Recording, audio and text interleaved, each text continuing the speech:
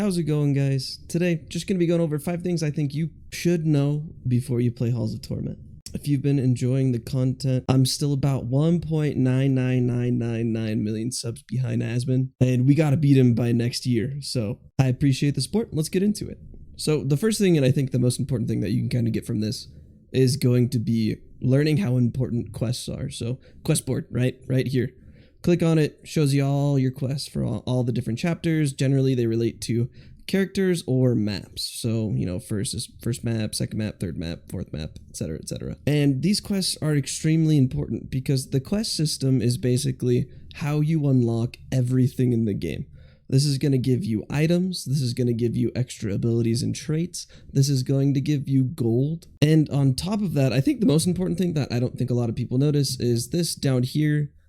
You get a % XP bonus depending on how many quests you've completed. Now, I'm not saying that you need to go out of your way to look at this every single time you go into the cave and make sure you're doing a quest, because you will get them as you go through the game, but there might be some that are really important to you and you want to get them done sooner rather than later. This is going to have all the information on how you unlock, characters, different traits for both your characters as well as your abilities, and just a lot of free golden items. The second most important thing that I can tell you is that when it comes to items and potions in game, right, you do not need to finish the run to actually get them. So say you kill a boss at 6 minutes, you get that first drop. It's an item that you really want, you want to use it, or just increase your power in general. You can put that in the well and you can leave immediately and go and buy it.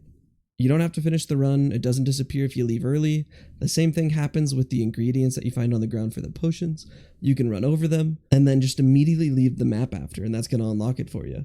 So don't feel like you need to finish the game just specifically because you need an item or something like that you picked up in the run. The second that you get it and you put it in the well, or the second that you get those items on the ground, those are immediately yours. The third thing, which is something that I think isn't extremely obvious basically, is that every single item in the game, you can get it from the first map. There is absolutely no reason that you need to play the second or the third map. You're able to get every single item from the bosses on the first map. This isn't to say that you don't need to go to those other maps to do quests to unlock items, but once the items are actually unlocked, you're able to just go play on that first map if you want to farm the items. That was what I recommended in one of my earlier videos, is basically to just play the first map, kill the first boss, get an item, and leave. That's the fastest way to get all of the items. The second and third map, they're obviously harder in difficulty as they're scaling upwards, so it just makes so much sense to play the first map, get every single item, and then you can farm the gold that you need to purchase them later. The fourth thing, and something that's extremely important that I don't think a lot of people notice, is in regards to characters and building characters specific ways. So each character has things that they're good at and things that they're bad at. You'll notice this when you go to level up. Some skills will have strong or weak on them, basically. Strong, meaning that your character is exceptionally good at these. So for the Norseman, for example, he's a tanky boy. He's very good at being tanky. You get a ton of tank. A lot of his skills revolve around tank. And so his strong is on vitality, which is what gives you extra HP. Then you can also look at the archer, for example. The archer, it's very good at moving really quickly. So when you're playing the archer and you see the movement speed level up, you'll see that it says strong next to it. Now what the archer's not good at is being tanky, which makes sense. And so the HP regen, for example, will say weak next to it. It says it right up in the name. And this is just to let you know that basically this skill is very, very, very, very, very bad on this character. Not that you can't go for this, but it's generally not going to make a difference in how the game plays, basically. So it'd be better for you to put a point into, say, something else that the archer might be good at, like attack speed, range, stuff like that. And you might want to even use one of the banish potions on the weak skills so that they just don't pop up anymore. This isn't to say that you can't build any of the characters any way you want to. For the most part, between the power scaling of items as well as just your general power scaling, you'll probably be able to make it through no problem. But for, the highest EXP runs, the most amount of kills, the most gold and stuff like that, you really want your character to excel, and you want to level up the correct abilities for that. And then lastly, number 5, speaking of abilities, abilities are going to be the main source of damage for you.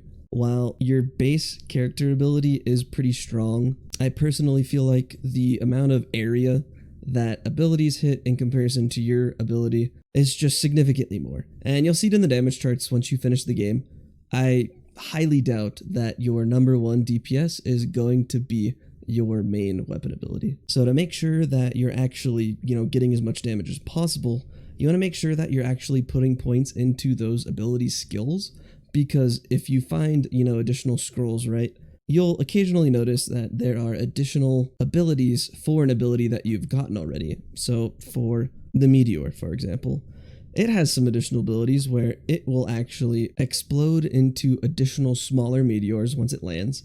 And another one is that it can start a fire and leave like an AoE fire that deals damage to enemies on the ground. The only way that you're actually able to get these additional abilities is by leveling up that ability's skills. You get the first one at level 3. I'm not sure if that'll allow you to get both, because I have seen both abilities in one scroll drop before once my skill hit level 3. However, you might need to get to level 6 with your ability skill level to actually get both additional ability add-ons. And let me tell you, this is going to increase the damage of these abilities exponentially. The Ripping Blades and the Splinter, as well as the Fragile ability, their additional abilities add almost 360 100% just AoE, on top of some additional effects like elemental effect as well as debuffs. So I think it is extremely important that you put points when you level up into these abilities, as that's going to increase their damage exponentially. That is going to be everything, guys. I hope that it helps you. If you have any questions, let me know. I appreciate the support, and as always, I hope to see you on the next one.